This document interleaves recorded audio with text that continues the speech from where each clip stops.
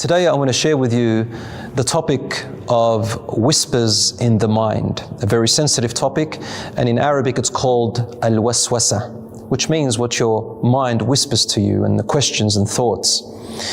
Allah subhanahu wa ta'ala addressed this in the Quran in Surah An-Nas, and the Prophet, peace be upon him, advised us to recite this verse when whispers do come to us.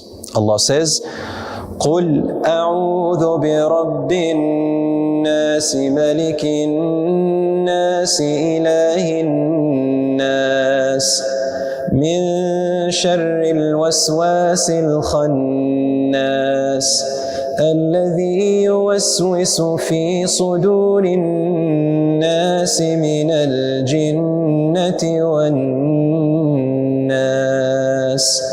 Allah says, say, I seek refuge in the Lord of humans, the God of humans, the King and the guardian of all humans, from the whispers of the whisperers and the sneaky whispering of the whisperers from among the humans and the whisperers from among the jinns. So this verse tells us that it's normal to get whispers, and that sometimes the whisperings come from the Shaytan, Satan, or the jinns, or your own qareen. A qareen is a type of devil which the Prophet, peace be upon him, told us, and it's even mentioned in the Quran, which every person is born with. It's a type of jinn that stays with you and whispers thoughts to you to delude you as much as he or she can, whatever gender they are. And you also have angels, which the Prophet, peace be upon him, said, who also whisper good thoughts into your mind. Whispers can become obsessive. They can lead a person sometimes to mental illnesses, and sometimes we need help.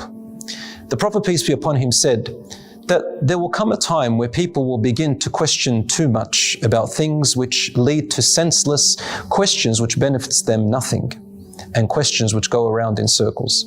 He says, Satan will come and make you ask questions about creation at first, and then you continue to ask questions upon questions until it leads you to matters which don't benefit you anymore, but just out of fun, they begin to ask, well, if God created everything, who created God?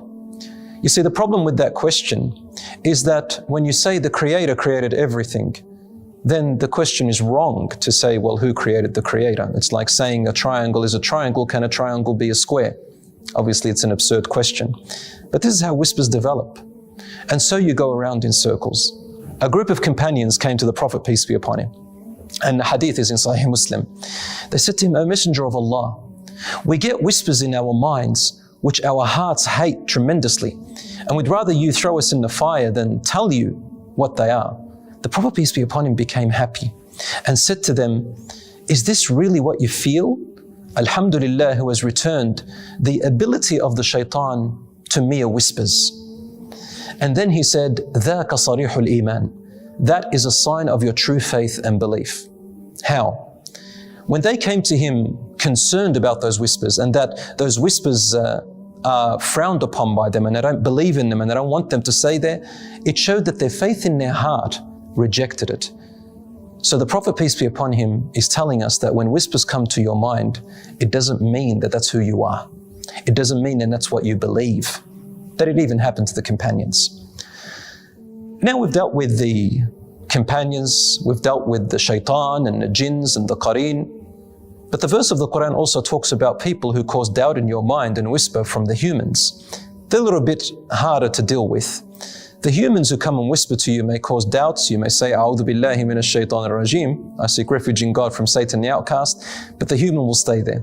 They're the people who throw into your mind doubts upon doubts upon doubts. The scholars said, if it's not severe, then go back and read the Quran, learn the meanings of the Quran, and inshallah, it reads you and it brings you back to guidance. But if the problem stays, then don't leave those doubts in your brain, especially if they've got to do with faith and belief. The scholars such as Ibn Taymiyyah said, go and ask people of knowledge and scholars and present to them what these thoughts are and gain more knowledge, understanding and counter arguments to them. And inshallah, they will be destroyed.